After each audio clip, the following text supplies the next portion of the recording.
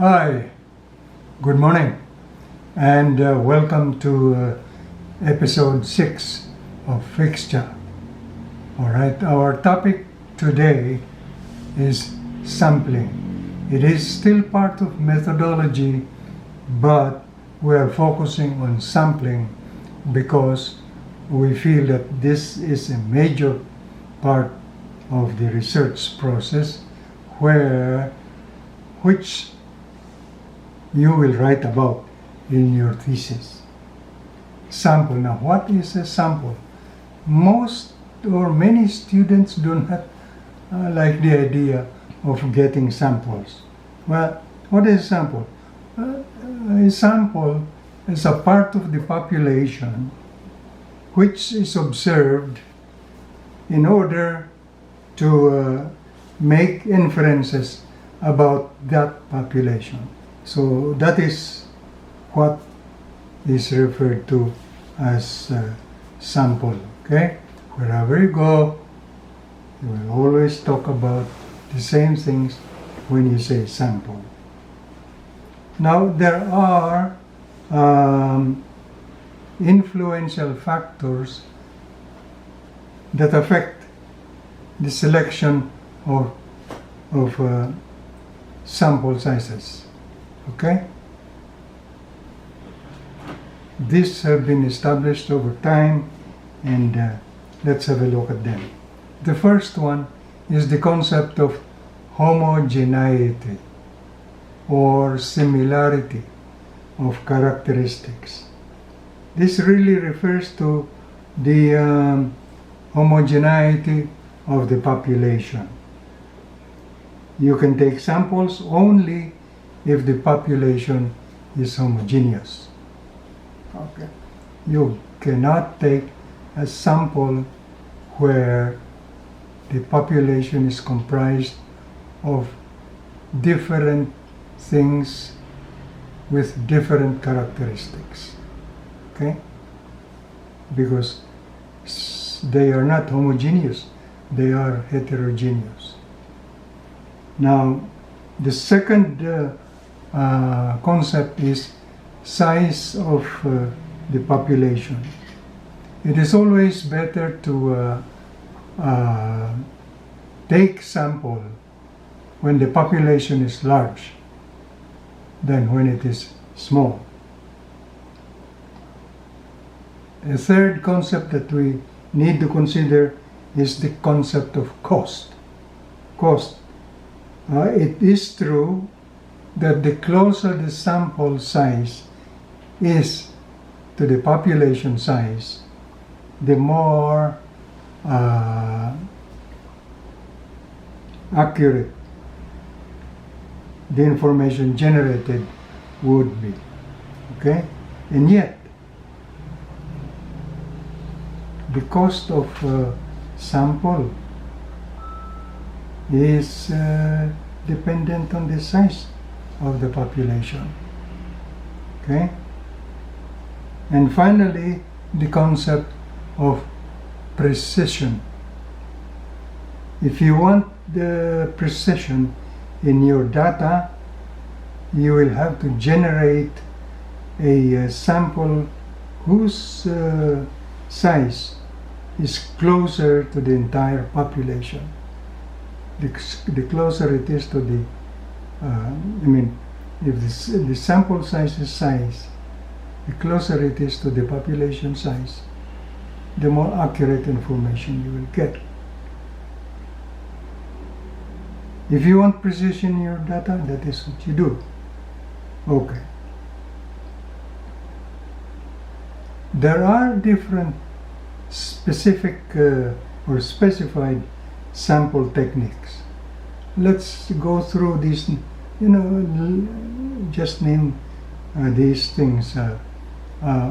When the time comes that you will need to have specific samples, your thesis advisors will advise you to consult your statistician in your university. Okay? That is the best you can do. We cannot tell you here and now uh, what it is that you need, but you will have to consult your advisors. Okay. Now, in so far as sampling is concerned, we have two types of sampling. We have probability sampling and non-probability sampling.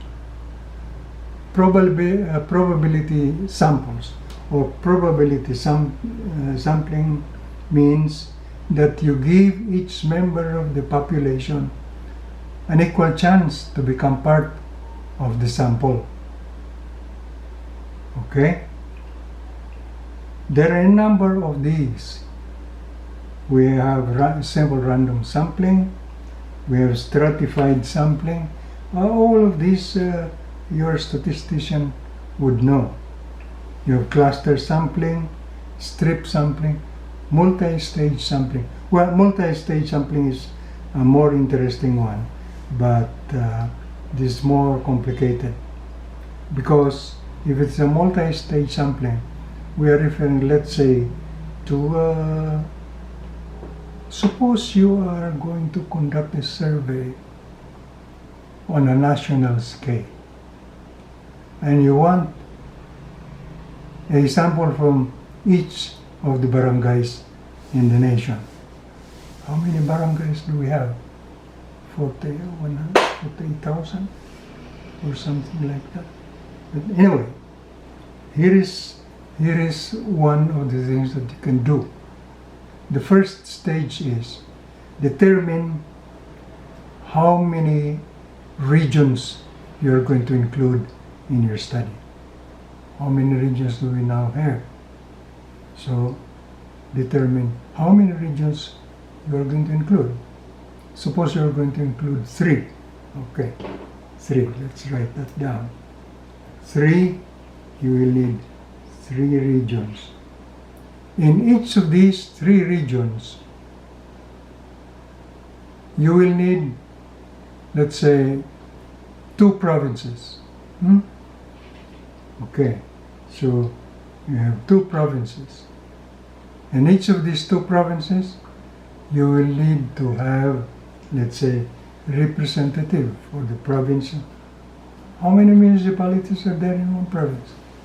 Okay, suppose there we have on the average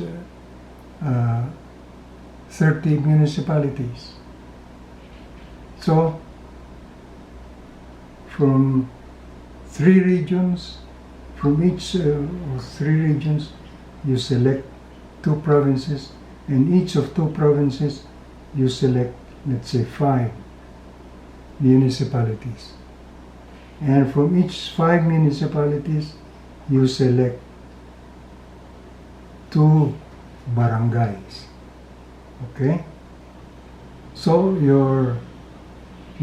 this comprises your multi-stage sampling procedure.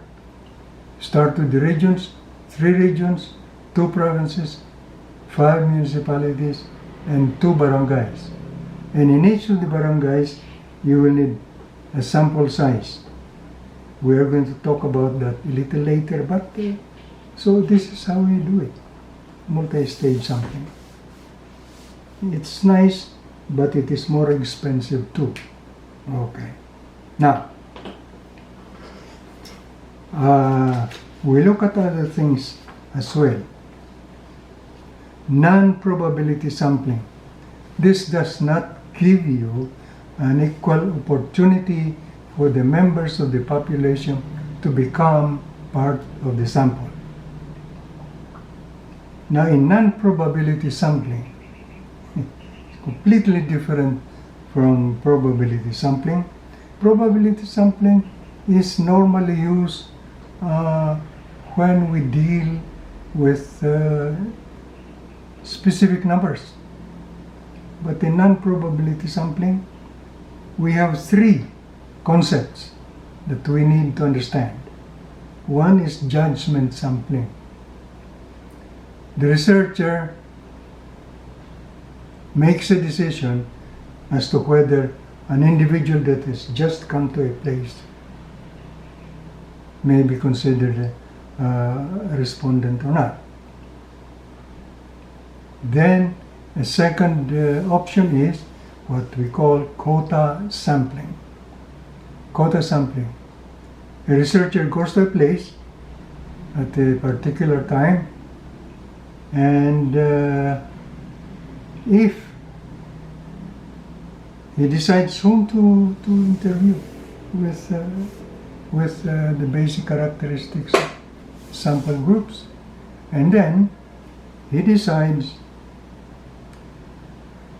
to stop collecting data when he has reached a specific number of respondents. Quota. Quota system. Okay.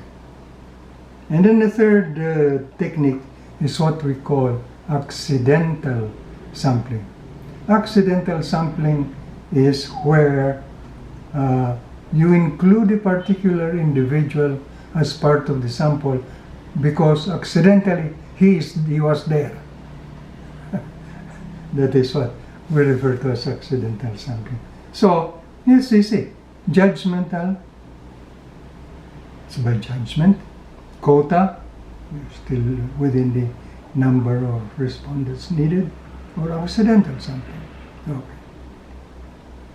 Now, let's go to how to determine the sample size. Oh, by the way, there is a standard formula based on the normal curve. Here, consult your statistician about this formula. He is knowledgeable about it. He's very good at it. I used to know this, but I've forgotten it. I've become old and I've forgotten about it. But the standard formula for a sample size based on the normal curve is, like I said, standard. So you can use that. There is, however, another version of this. I do not know what this is called, but this is what we can do. Okay? I found this simpler formula from somewhere, but you'll have to confirm its usefulness with your statistician. The basic formula is n sub 1 is equal to the quantity. Now, let me do that again. Small n sub 1 is equal to the quantity capital N sub 1 over n, the quantity multiplied by small n. Okay, where small n sub 1 is the desired size of the sample, capital N sub 1 is the population of the area, let's say the barangay, capital N is the population of the town to which the barangay belongs, and small n is the total sample size for the study. Okay? Now, since in your calculations you will get some decimal numbers, there are no decimal individuals, so you can always round off to the next higher number. Okay? So that is how we can use it. It's easy to calculate the sample size. All right. Now, there are certain things that I included here which we need to discuss. These are, okay, research instruments. When we talk of research instruments, what do we mean? Well, the research instrument is the tool that asks the specific data you need in your research. Okay? Instruments. It is usually specific numbers that are asked here. Okay. There are 4 types of research instruments that we shall mention here. The first one is the Self-Administered Questionnaire. The Self-Administered Questionnaire is designed to be voluntarily responded to, or the questions there are voluntarily answered by the respondent. In fact, you ask the respondent to fill out the form. Okay? Now, most of these are most of the survey forms today are administered online, like what Google Surveys does. Okay? So that is Self-Administered Questionnaire. Then the second instrument is referred to more specifically as the interview schedule. The interview schedule, it is like the Self-Administered Questionnaire, except that this interview schedule is designed, the questions are designed to be asked by the researcher. Okay? And then we have a third one called test schedule. Respondents provide data when they respond to test questions. Okay? This is known as the test schedule. And finally, we have what we call field notes, usually used by qualitative researchers. They go to the field, make observations, and while they're making observations, they take down notes in their field notebooks. These are something that they will finalize in the evening when they are alone in their rooms, in their bedrooms. They look at their notes, improve upon their notes, perhaps, and reorganize them according to how they happened as far as the researcher is concerned. Field notes. But when you do use field notes, you must not forget that you need to take down, to take note of your sources of information. In some field notes, there are observers who not only describe but also draw relative position of, let's say, furnitures in the room. How does the room look like? And by description and by drawing, they can provide more information. So these are the things that we consider in sampling, in the concept of sampling. If you have any questions to what we have discussed, we will be glad to deal with them in the future. So, having completed our assignment for today, thank you very much, and see you next time.